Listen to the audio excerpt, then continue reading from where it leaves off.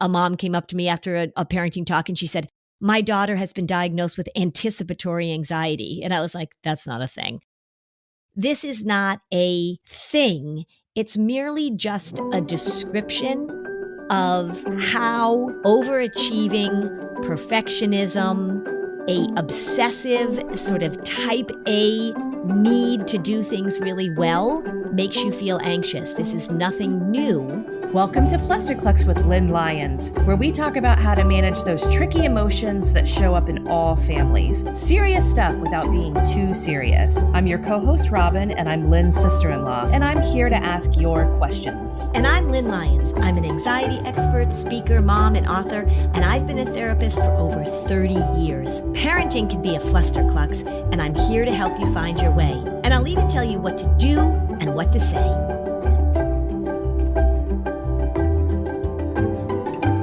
So, hey, Robin, we got a few questions recently about something called high-functioning anxiety.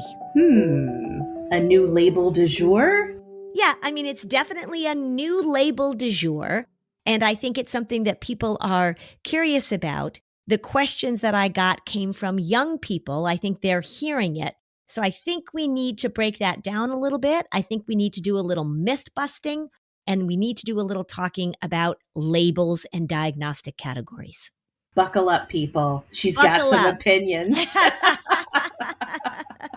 Let me just tell you about sort of this high-functioning anxiety thing. I did a little research and I tried to find out like who coined that term, where did it come from? I couldn't really find that. It's certainly been around probably for about a year, maybe less than that, maybe half a year. And I'm wondering if it's connected to a term that we use now that's called high-functioning autism. You remember there used to be a term called Asperger's, which was a description of a kind of a type of anxiety where people were really high functioning. And they got rid of that term and now they refer to it as high functioning autism. I think that maybe high functioning anxiety came from that. It certainly sounds awful similar, doesn't it? And then the other term I thought of is how we refer to people sometimes as a functioning alcoholic, right? Like my dad was a functioning alcoholic. My mom was a high functioning alcoholic. So it's not that this language hasn't been around, but I think the way that it's getting discussed now is that it's become sort of another label or another category. And now my concern is, because I'm hearing young people using it, that they're saying, I have high functioning anxiety. This is not all that different. In fact, it's not different at all from anxiety. It just means the way it shows up, and sometimes it refers to the level of impairment. But when I hear people talking about this high-functioning anxiety, and when I look up the description, because there were a lot of articles about it that listed the traits of people with high-functioning anxiety, I'll tell you, sitting in front of my computer, I was sighing a lot. There was a lot of sighing.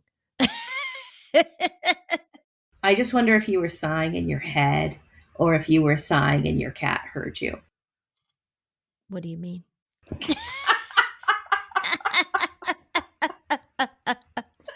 I just wonder how much you sighed and how much this not frustrated you, but this is predictably like a sore spot for you. Yeah. And just before we started recording today, we were talking about people always wanting to think that they're unique. Their situations are unique. Their struggles are unique. And when we sort of embrace that viewpoint, it impairs us from fully accepting what's impairing us. What I'm hearing is if a teen is saying this, it's just like, I'm very anxious, but I'm still making really good grades, right? I'm hearing this like defensive teen saying like, I don't have panic attacks to the point where it's interfering with my studies or my gazillion activities. So I don't want you to judge my productivity, but I'm anxious. Yeah. Well, and also it's that there's a level of anxiety that's normal. There's a level of anxiety and stress that's a part of going through certain periods of life. And when I hear young people start saying, well, I have high functioning anxiety, it's just another label or an identity that they're taking on as a way to sort of set themselves apart. It's really important to just recognize that high functioning anxiety is not a separate thing. It's not a diagnosis. A mom came up to me after a parenting talk and she said, my daughter has been diagnosed with anticipatory anxiety. And I was like, that's not a thing. This is not a thing. It's merely just a description of how overachieving, perfectionism, a obsessive sort of type A need to do things really well makes you feel anxious. This is nothing new. And if you are somebody who feels really anxious and gets a lot of stuff done, that's also not something that's new. This is how anxiety works. Or atypical. Yeah, it's not atypical, right? It's always sort of, what are the skills that you need to build? What are the things you don't know how to do? What are the patterns that we want to interrupt? And so when somebody says, oh, I have high functioning anxiety, if it were a commercial on TV, you know how they always like to make it, I have high functioning anxiety, also known as HFA, right? It's just, we don't have to make it that separate. We don't have to make it different from any other anxiety symptoms that we feel. You know, when I was thinking about this, I was like, well, there are people that I have treated that have such severe anxiety in social situations that they can't get a job, they can't communicate with other people. Sometimes people are so anxious that they're not able to leave their house. When we're talking about this high functioning anxiety thing, we're talking about a lot of people that do well in their careers. You know, I jokingly said, if you want to find high functioning anxiety, just go to med school. These are people that are really good at getting stuff done, but they feel really anxious. I'm in a situation in which there are a lot of demands. I'm capable of doing this. I'm capable of meeting the demands of my life. And I act as if I am on the bomb squad every day. Because remember, anxiety likes to turn everything into an emergency. So if you are terrified of throwing up, then every time you get a stomach ache, you turn it into an emergency. If you are terrified of making a mistake, if you are terrified of getting a bad grade in a class, if you are terrified of not meeting approval, I remember talking to this one girl who had decided that she had to get into this one highly selective school or else her life was over, right? There was just one school that she needed to get into, and she was very anxious about it. And with this high functioning anxiety, what you're turning into an emergency is making a mistake, not being perfect, not being the top of your class, not being the star of your debate team. Right. So it really is no different than any other type of anxiety. This type of fear, this type of worry isn't one that really supports avoidance, although it can support procrastination like perfectionism always does. It's usually something that supports working harder, doing more, being obsessive, staying up all night doing your homework. Instead of avoiding something, you try and keep up and keep up and keep up and keep up. You're afraid of failing, of screwing up, of disappointing people, of not being the star. That's just the content of this. It's not a separate thing. It's not a separate thing. When we come back, I think we should talk about how it's actually hindering someone's ability to understand and manage their anxiety. Okay. So, Robin, I bet you're getting geared up for the holidays. You know I love the holidays. I know you do. I know you love decorating. Your house always looks so beautiful. How about gift giving? I'm getting my grandmother the skylight frame, and I have been wanting to give this to her for months, and I'm so excited. It's an easy gift to give, and it's all about connection, really. So the skylight frame is this very genius use of technology. It's a beautiful black frame with a white mat, very classic looking. However, it's connected to a Wi-Fi network, and you can send photos to your relative and they will get updated automatically. So this is an amazing gift if you have relatives who are not with phones. For example, my 98-year-old grandmother. I'm so excited to share photos of our family with her in real time. I think this is such a genius invention. I'm going to get one for my parents as well. The thing that's great about it is that all of the family members can send photos to this one frame. It's a great way to keep large networks of families in touch. You can choose two different sizes. There's a 10-inch size and a larger 15-inch size frame. And if you don't love your skylight, they'll offer you a full refund. you can get $15 off your purchase of a skylight frame when you go to skylightframe.com and enter the code Flusterclux. To get $15 off your purchase of a skylight frame, just go to skylightframe.com and enter the code Flusterclux, and that's SKYLIGHT frame, FRAME.com. Promo code is Flusterclux. Robin, you know what I love about our listeners? What's that? They are so engaged. I mean, we've got a great group on Facebook. We get questions all the time. These are a group of listeners that are just really thinking about things. They're really trying to do the best for their families. These are people who are really paying attention. They're really trying to make things better. They're looking for answers. So if you have a company and you're thinking, gosh, I would like to advertise on a podcast that has really engaged listeners. I would like to advertise on a podcast that has customers that are looking for solutions, that are looking for things to make their lives better. I think we're a really good fit. If you're trying to make a family's life better or a parent's life better, we've got your audience. So let us know and sponsor your company on Flusterclux. Go to flusterclux.com under Work With Us, and you'll get all the information that you need to advertise your business.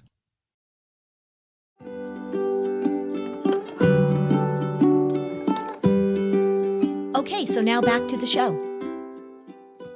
So, Lynn, I hear two things when a teenager, a high-performing teenager, is wanting to adhere to this label. It's comforting to them because it's separating them from a group that they have imagined they don't want to be a part of. Mm-hmm. And there could be maybe they have family members whose anxiety has manifested in different ways, or a classmate who needs a lot of accommodations and they don't want to be that person. Right. So there's a distancing from other people around them whose anxiety shows up differently. Mm-hmm. If a teenager came to you in September and said, I have high functioning anxiety and I want to work with you because I'm about to go off to college and I have to do even more. The therapy goal, I would assume, I mean, you fill in the blank, but at some point you want the therapy goal for that teenager to drop the label. You don't want her thinking about that anymore. Right. And really also the therapy goal is for her to look at the patterns that keep this going. You're exactly right, is that one of my concerns with this label being bantied about as it is, it's going to become the humble brag of the totally obsessive type A personality, right? Oh, you know me, I'm one of those high functioning anxiety people. What I want the therapy to be about is how are we going to look at the same patterns that show up? If you are a very high functioning type A, obsessive, perfectionistic, anxious person, that means that you probably ruminate. It means that you're incredibly rigid. It means that you're very catastrophic about making a mistake in what other people think of you. The patterns are the same. I remember talking to a woman and she came up to me after a talk. She was a physician. And she said, you know, I'm listening to you talk about anxiety and I'm here because I really want to make sure that my kids aren't anxious. And she said, the way you're talking about this, I never really thought of what I do as anxiety. I just thought that I was really capable of getting a ton of stuff done. And I was really proud of that. But now I'm recognizing that I'm really controlling and perfectionistic and I'm totally scared of me screwing up or my kids screwing up. And she went on to describe how she lived her life, trying to make sure that everything went perfectly. She never really saw that as an anxious pattern, but it absolutely is. There's the rigidity, the need for certainty, you know, as we say, controlling outcomes, which is one of the things you often point out. That's what we want to look at, is not how this thing is different, but how it's the same. Yes. Yes. How it's the same. Yep. For the people who are familiar with the Matrix film series, have you seen those movies? No, I was just talking about that last night with my son, actually, and he said that I wouldn't like it. But carry on. You probably wouldn't. Yeah. Basically, like the glasses that are ripped off your face that everyone is forced to wear in this futuristic world. Then you see the world for as it really is versus that. And I just think that that's kind of a very powerful moment. If you're not trying to make your problems, your patterns unique to you, But if you are able to acknowledge the humanity in these patterns, it enables you to understand everybody on such a deeper level, which I think can be incredibly beautiful and useful. Right. And connecting, right? I mean, this is what we're talking about. How do we connect with humanity? One of the things that, as I was reading these descriptions and these articles about dealing with your high functioning anxiety, I was really just struck by it's about trying to create a false persona that you hide behind so that people don't see what's going on inside of you, that you don't show your faults or your flaws. And you come up with a way to sort of be so competent and so high achieving. It's tricky in this world. And I've talked about this so many times. We love this type of achievement in our high achievement culture. We love a perfect 10. We love the person that gets everything done. And I think if anything, and we're talking about this high achievement anxiety, it really is an opportunity for people to step back and say, am I really just putting on this persona of achievement because I'm so afraid of what people will think about me, what they will see, that people will see my imperfection? That's what I see all the time. Right. I don't want to be negative, but if you were to take this outside of anxiety and you were to think about the applicable times you refer to somebody as a high functioning alcoholic, what you're basically implying is at this point, this person's addiction has not intervened and disrupted that person's ability to go to work or ability to be in family relationships. And the key phrase there was at this point. Right. But I will tell you that when somebody is described as a high functioning alcoholic, to me, that means more so it hasn't impaired their ability to function outside at their job. If you talk to a family member of somebody who's a high functioning alcoholic, that person wasn't a great parent, wasn't available to be a loving and connecting spouse, wasn't available. It's sort of how they're superficially viewed out in the world because they can get their tasks done. But what is it like inside the house? And that's what I see all the time. Like that doctor that came up to me, that physician that came up to me, looking at her life and looking at her house and looking at how perfectly dressed her children were, people would probably say about her, oh my gosh, she has her act together. I'm so jealous. How does she keep her house so perfect? And here she was sort of saying to me in a moment of honesty, standing in an auditorium full of people, that it was really something she didn't feel like was sustainable. And she said to me, is this going to impact my children? Because she was dictating everything about their lives because it was so important for it to be perfect. Yeah. So a high functioning alcoholic looks good, can hold it together at this time. But talk about somebody behind closed doors, doesn't feel so high functioning, actually. It feels like the rest of the people that are struggling with addiction.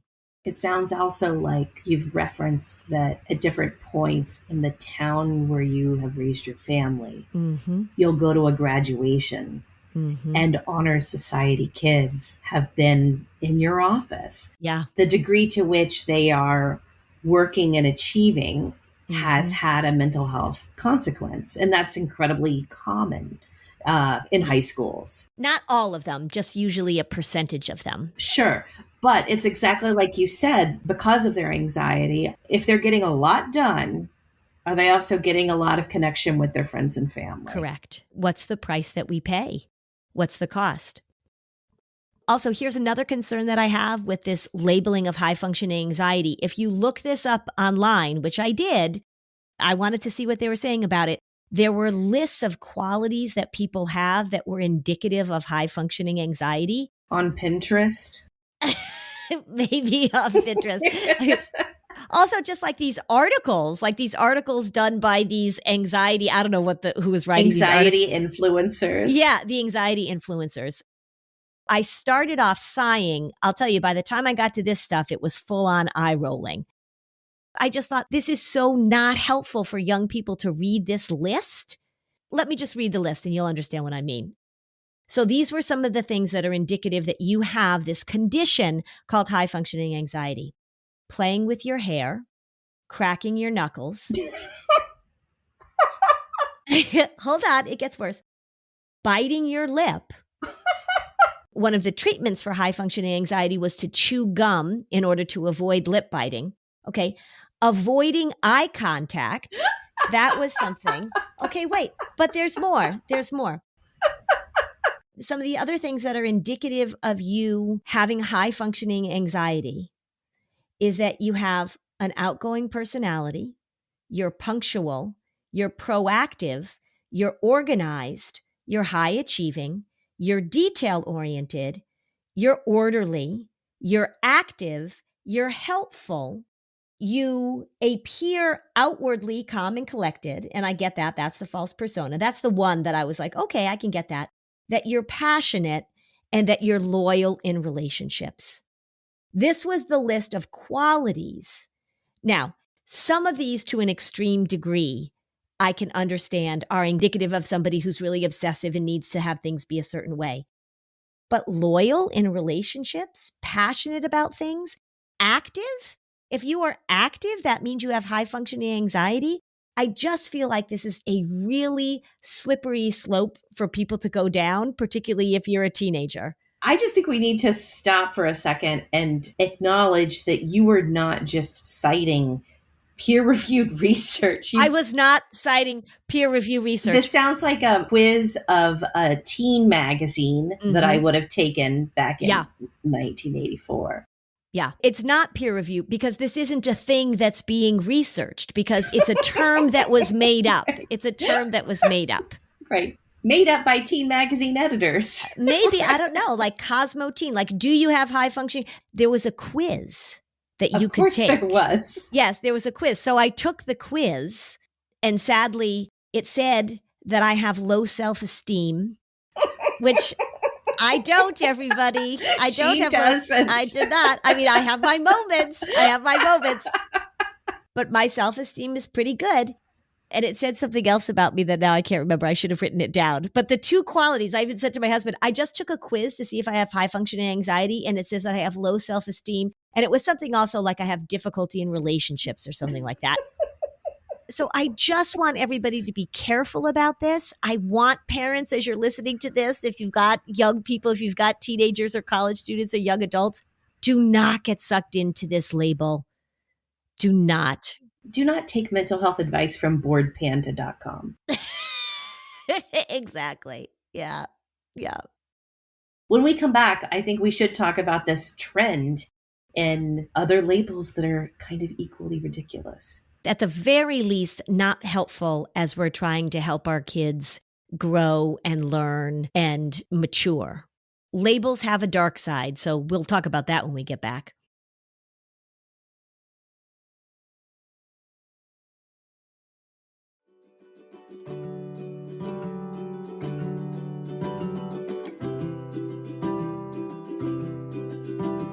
Okay, Lynn, what were you saying? All right, so I just have to crack my knuckles. Okay.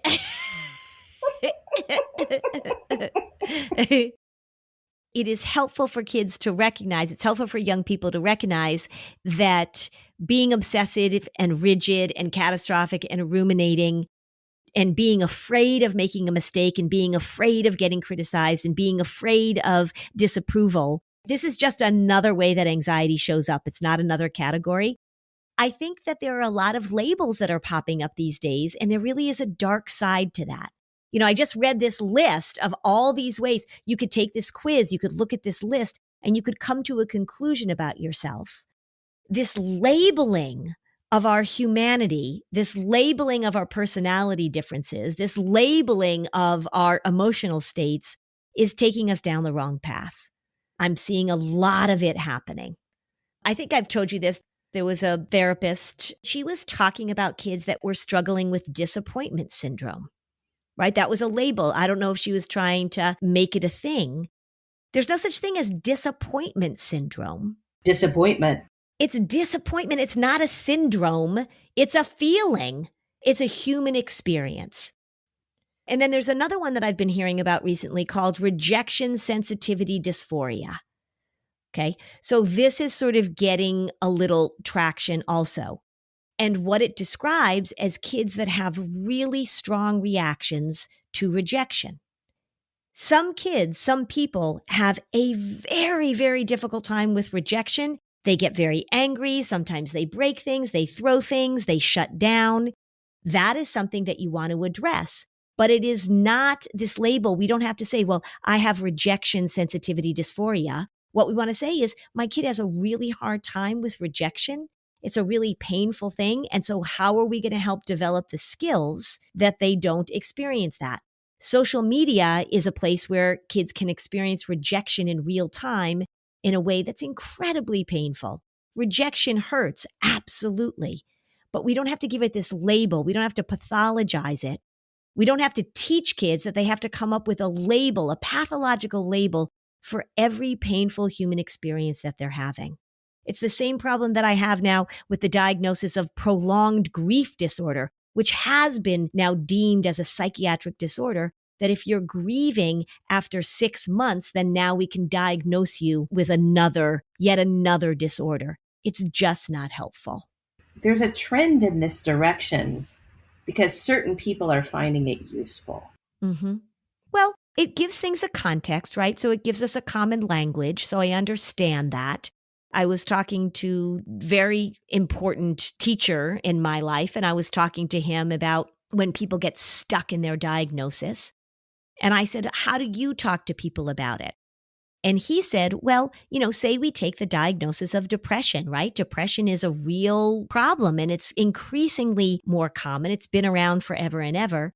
And so he says to young people, a young person who's been diagnosed with depression, I'm glad that you got that information about you. I'm glad that you got some understanding about what's going on with you. It means that you're seeking help. It means that you are honest with somebody about what's going on inside of you. And so now we can figure out what are the skills, what are the patterns, what are the things we need to do to help you. But it doesn't mean this is who you are. And so I thought that was such a great way of saying it is really oftentimes enormously helpful to have this information. I have this thing called social anxiety, or I have this thing called obsessive compulsive disorder, which means that I have these really weird, intrusive thoughts that have actually been scaring me. And I didn't know that this was a thing. Or I'm experiencing a depressive episode, which means that these physical symptoms I'm feeling or the way that I'm thinking, it's a real thing. And then the question is, how do we help you deal with those patterns? My fear is, and it's not just my fear, it's a reality because I hear it all the time, is that when we give young people these labels, then they begin to see that that's who they are. And people don't talk to them about it as if it's something that's a pattern, or they don't put in the realm of a normal human experience. It becomes this permanent quality they have. It's this thing that now they have. Then the next problem is, then they begin to expect the world to accommodate it so that they don't feel these things. Or that they don't have to take ownership with this information to try and address it and work on those patterns. Right. So I have not heard this happening yet. I fear it's only a matter of time between somebody says, well, I have high functioning anxiety, or I have disappointment syndrome, or I have rejection sensitivity dysphoria. So that means that people around me need to make sure that they don't trigger my condition. And that's where this thing becomes problematic, because if the expectation is that the world will adjust in order for you to manage these emotional reactions, that is not working. That's not working. It certainly doesn't work with anxiety disorders. If we said there was this new thing called Rotus Ragus explosiveness, I know I just made that up. He's got road rage explosive disorder. So we need to make sure that when he's driving, nobody cuts him off, or that he only drives on roads where there's not a lot of traffic. Yielding really throws him over the edge. So we're going to make sure that we avoid yielding. I know that sounds like an extreme example, but when we start taking these labels and we use them more than descriptive, because descriptive can be helpful, and we start saying this is who they are and the world has to accommodate it, that's when it becomes a problem. So say we were talking about high functioning anxiety and we're saying this is a really helpful descriptor, because what this describes somebody who's perfectionistic, who's really driven, who's really afraid of making a mistake, trying to prove themselves to the world and seek approval. That is a good descriptor. The problem with these things is when they are elevated to more than a descriptor and they become something that becomes an identifier, a label, a permanent quality, and then we need to treat it differently than we would any other type of anxiety issue or any other type of emotional management issue. That's my fear with this stuff. Yeah. So what you hope the listeners understand is that if you want to start categorizing certain types of anxiety or other types of things, they're kind of going in the wrong direction, right? Yeah, it's descriptive. If you say to me, I have social anxiety, then I know what the content is. If you say to me, I have emetophobia, which is a fear of vomiting, I know what the content is. Right? If you say to me, I have OCD and it shows up, I mean, OCD does this a lot too, actually. There's all these subtypes of OCD. It's just content. Like I have relationship OCD. People talk about that. I have perfectionism OCD. It's descriptive. It tells me what the content is, but it doesn't change the way that we're going to look at big picture. How are we going to interrupt this process? And what are the things we need to recognize? If we're talking about if somebody says I have high functioning anxiety, which I'll tell you, a lot of the kids that I see, I could say like, oh, I'm going to diagnose you with high functioning anxiety. Then it just becomes, how do I help you interrupt that process? I think it's sort of summed up in this way. Someone says to you, I have high functioning anxiety. As a clinician, that tells you a bit about them, but it actually does nothing to tell the person about their patterns. Exactly. Yes, that is so well put. Yep. And so then I have to help explain the patterns. I have to help them figure out, how do you differentiate between when you've done enough and how do you tolerate uncertainty? How do you tolerate the inevitable judgment and approval or disapproval of other people? That gives me something that I can talk about. But a lot of young people come in and see me more and more, and they're really looking for what's wrong with them. It's not going to be very long before somebody comes in here and says, well, I think I have high functioning anxiety. It's only a matter of time. And my response to that is going to be, well, yeah, duh, because I know that you are a catastrophizer. I know you're rigid. I know you ruminate. I know you get obsessive. I know you don't know how to say enough is enough. And we're going to continue to work on these patterns. I don't care what we call it. I was just about to say that. I mean, not to plug the book, The Anxiety Audit, but think of how different and more effective it would be if instead of a teenager coming in to say to you, I have high functioning anxiety, a teenager came in and said to you, I am a ruminating catastrophizer. Mm-hmm. Yep. And that happens. I mean, I feel like that's what's really helpful. I mean, if you look, like there are a few people have put things up on the podcast group or whatever, and they'll say, oh, I'm recognizing myself as a ruminator, or oh, I'm a catastrophizer. Like you recognize you tend to catastrophize. I've really got to pay attention to this busyness culture of how I get sucked into this. It is really helpful if we just step back out of these labels, if we stop trying to pathologize, label, and if we just look at the bigger picture. Say a family came into me and, one of the family members had been really struggling with substances. One of them had really been drinking. Say a mom comes in and the children say, when she comes home from work, she starts drinking and she's having several glasses of wine. And then by the time it gets to be about 8:00, she's already sort of passed out on the couch and we need help with our homework and she's not really available. And the mom says, well, but I still get up in the morning and I go to my job as an attorney and I handle this and I handle that. So I'm a high functioning alcoholic. Those kids don't care, right? They don't care. So if somebody says, well, I have high functioning anxiety, how is it impairing? How is it impeding you connecting and moving through your life? That's what I want to pay attention to. I don't care what the label is. And a lot of the times when we put these labels on things and we try and categorize them, the way it's going right now, because we are in this current environment, is that young people in particular are taking these labels, they're self-diagnosing, they're identifying, and they're saying stuck. And that's when I hear this high-functioning anxiety thing going on, it sort of pushes that warning button in me that we really need to pay attention to what we're doing with that. Lynn, I have been binging the latest season of The Crown, and I had this epiphany when watching it with a softer lens because of Queen Elizabeth's passing. Mm-hmm. I think a lot of people were so drawn to her because she represented the best example of emotional regulation in their lives. Yeah, like if you're living a life of chaos or if you don't have that person in your life that's so steady. A lot of us in the United States were a little surprised at how incredibly grief-stricken people were at the Queen's passing, like how much it impacted them. But I think you're right. Like she sort of represented this emotional steadiness, didn't she? Sometimes to a point which was not so helpful. Right. Our emotional steadiness icon is Fred Rogers. Yes. The Queen was regulated to the point where she supplanted because that was the British way. I mean, that was how she had to be. Yes. But if we could only fantasize about a movie where the Queen had met with Fred Rogers every week instead of the Prime Minister. I know. Wouldn't that be that? Like if every week they had a meeting and he came in and helped her with her emotional connection and her emotional literacy. And to watch that awakening happen like it did for the Rolling Stone journalist. Yeah, which is a great movie.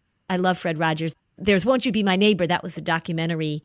And then that other movie, that's what it was. It was him meeting and chipping away at this person's walls and teaching him how to be emotionally connected. The movie gets better every time you see it. And I just encourage everyone to watch it a first, second, or third time. I agree. So you can watch The Crown and you can see how emotional regulation works, sometimes too much. And then you can watch the Mr. Rogers movies and see what emotional connection and emotional literacy is all about. While still being regulated. While still being regulated. Fred. Fred. We miss Fred. We miss Fred. Yeah, good old Fred. If this episode was helpful to you, you can join our Facebook community, and we'd love it if you left a 5-star review on Apple Podcasts. Thanks for joining us on this episode of Flusterclux. Bye, Robin. Bye, Lynn. Real truth alert. Pregnancy, birth, and having a baby isn't all sunshine and rainbows. I wish it were. But the reality is that many people struggle and suffer through this time without the right help or even knowing what they're dealing with. I'm perinatal psychologist Dr. Katayun Kayani, also known as Dr. Kat. My podcast, Mom and Mind, aims to shine a light on the difficult reality that so many hopeful and new parents experience and raise the volume on how we can better support mental health, which is a big part of our overall health. Episodes include personal stories from people who have healed through things like pregnancy and postpartum anxiety, depression, PTSD, and so much more. I also talk with specialists and experts who explain and educate on these conditions. All of this to support parents to know that they are not alone, that healing is possible, and there are resources that can help you today. Listen into Mom and Mind and walk with me through the world of perinatal mental health.